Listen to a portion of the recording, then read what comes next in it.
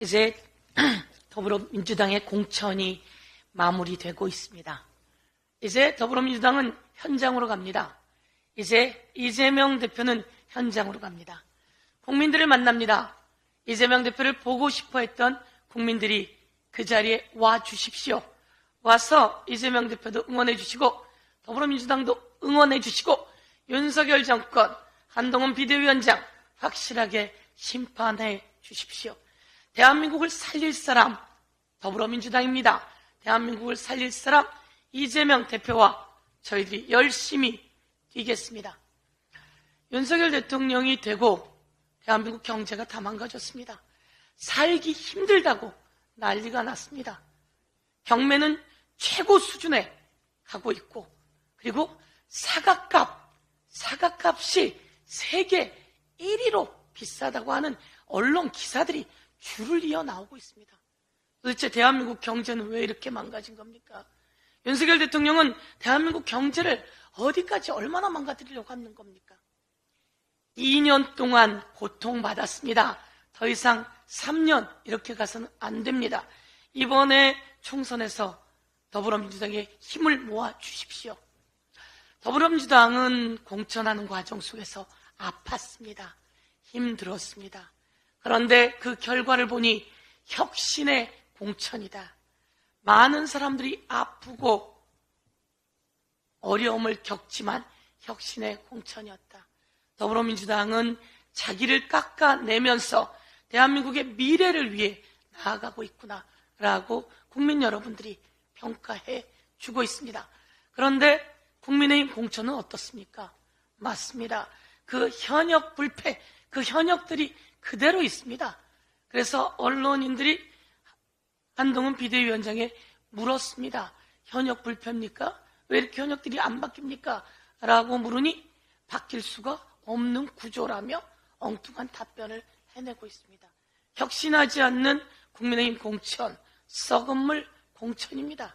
그리고 국민들이 이야기합니다.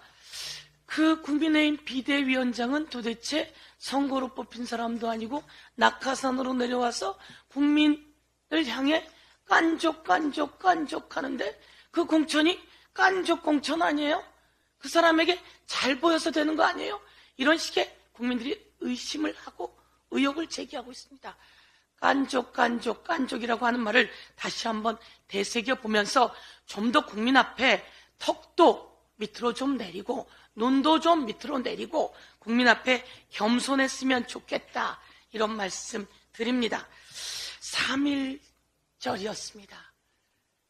일제의 나라를 빼앗겼던 우리 국민들이 독립운동, 독립선언을 한 날입니다. 그런데 윤석열 대통령의 3.1절 기념사를 보니 이것은 대한민국의 대통령인지 일본의 대변인인지 알 수가 없습니다.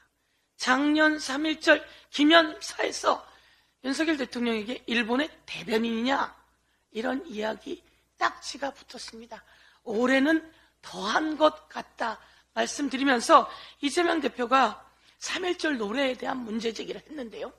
더 심각한 것은 행안부가 내놓은 3.1절 관련한 카드 뉴스입니다.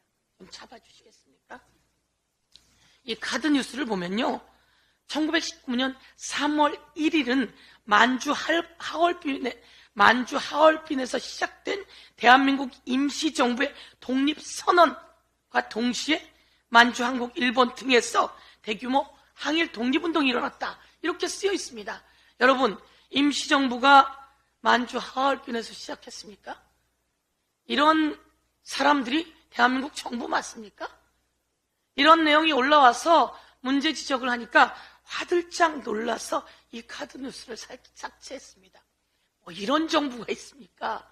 뭐 이런 행안부 장관이 있습니까? 3.1운동은 서울 종로에서 민족대표 33인의 독립선언으로 촉발된 겁니다. 그리고 임시정부는 4월 11일 중국 상해에서 3.1운동 정신을 계승해서 수립된 임시정부입니다. 그런데 만주 하얼빈에서 시작되었다. 이게 말이 됩니까? 말입니까? 막걸리입니까? 정말 있을 수 없는 일입니다. 한 말씀만 더 드리겠습니다. 김건희 특검, 그리고 윤석열 대장동 특검, 국민의힘당이 거부했습니다. 이것에 대해서 심판해야 합니다. 김건희 특검, 김건희 특검, 김건희 주가조작 특검, 최은순 주가조작 특검, 그리고 윤석열 대장동 관련해서도 윤석열 대통령도 관련이 있지 않습니까? 대장동 특검, 우리 모두 다 재발의합니다. 재발의하려면 이번 총선에서 힘을 주십시오. 여기에 디올백과 고가 화장품과 양주까지 넣어서 확실하게 심판하는 특검 힘차게 재발의하겠습니다. 이상입니다.